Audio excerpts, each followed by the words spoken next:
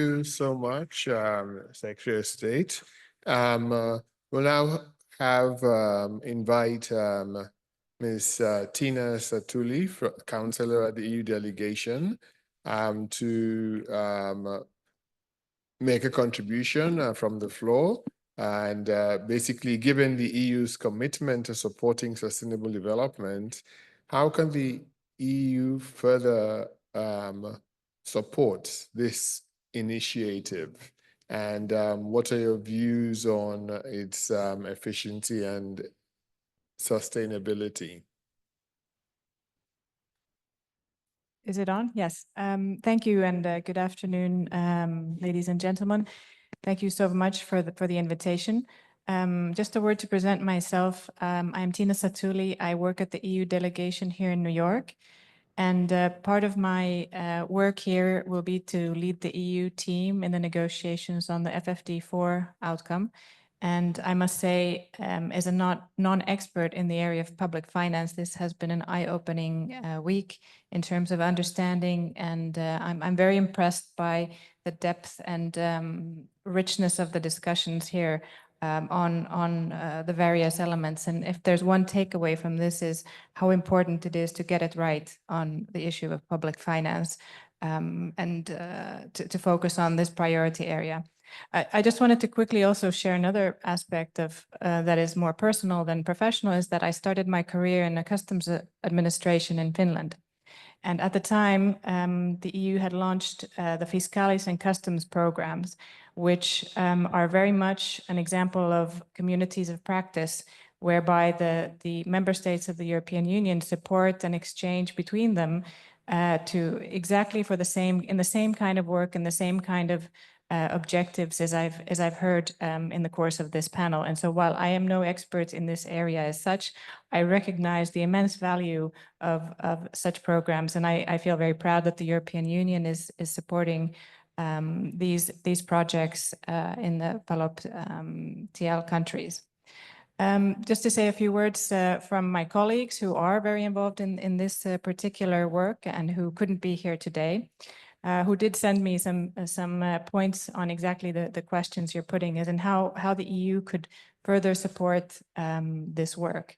And the first point that they've highlighted is that the EU is committed to this project and aims to further support countries in establishing and also sustaining the strong communities of practice with targeted technical assistance and capacity building. And it's clear that the country-specific environments will require different kinds of support, and its flexibility is key, as well as financial resources, including perhaps development of digital platforms that can allow for more systematic engagement and tailored support. Expert facilitation to enhance the exchange of best practices and innovative solutions that are identified along the way. A second point is the EU support in forging partnerships with regional and international organizations and allowing for more countries to engage in this kind of support and the work to allow more countries to, for example, to benefit from the tax inspectors without borders, very valuable work. And a third and maybe more general point is the EU's continued support to compliance with global standards and frameworks, which is very much a part of the day-to-day work. I would add also that, as you know, the EU is also with 24 official languages, we're also very sensitive to the fact that of how much language plays a part. And I heard Ms. Vaz mention how much of the issue really is about having a support in the language that makes it understandable and easily implementable. So we are a big defender and supporter of multilingualism, and I think this plays a big part, hopefully, in our support. The second point about whether this is a project that could be scaled up and provide a kind of good example for EU support in the future.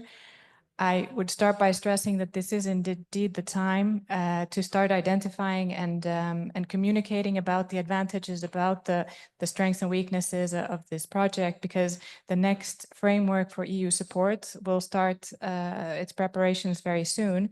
And from the side of from DG INPA, from the colleagues in the field, this is exactly the kind of comprehensive approach that makes a difference on the ground and should be scaled further, could be expanded to different regions to support communities that have contextual similarities and where communities of practice can make a big difference. Also, particular to this project, the focus on gender and inequalities could serve as informing the work of other actors, could inform the work in other parts of the world. So this is seen indeed as a very good example of something that could and should be scaled up in the future.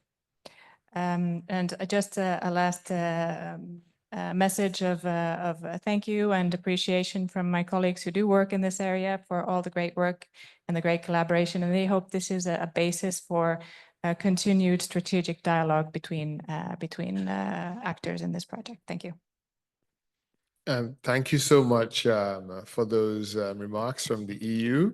It's always heartening to have such statements of resounding support and recognizing that even though we might have, a lot of diversity, when we can find contextual similarities, it's good to build the bridges and consolidate. Unfortunately, ladies and gentlemen, we have run out of time. We've just been advised that there is another function here, and so we need to wrap up. And sadly, I'm not going to be able to invite the panel to offer closing remarks. But in summing up, I'll just like to say, first, we recognize that the community of practice has been able to bring together and cross-pollinate ideas across the Portuguese-speaking world. That affinity has really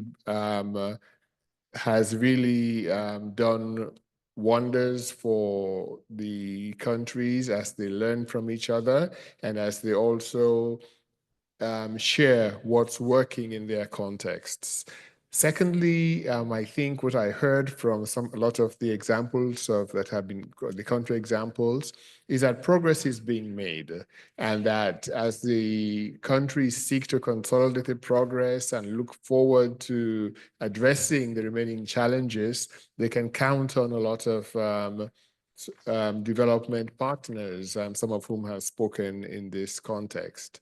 And thirdly, and most importantly, I think that there has been a recognition that the taxation question is part of the broader social contract, building trust, being inclusive, and most importantly, demonstrating value, not just in terms of the amount of taxes collected, but the investments that have been made in society is very critical.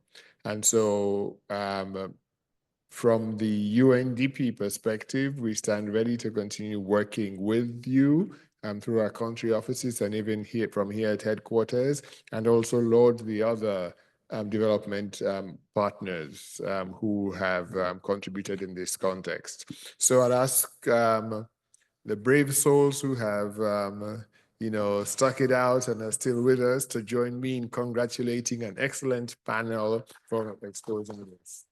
And I'll hand over to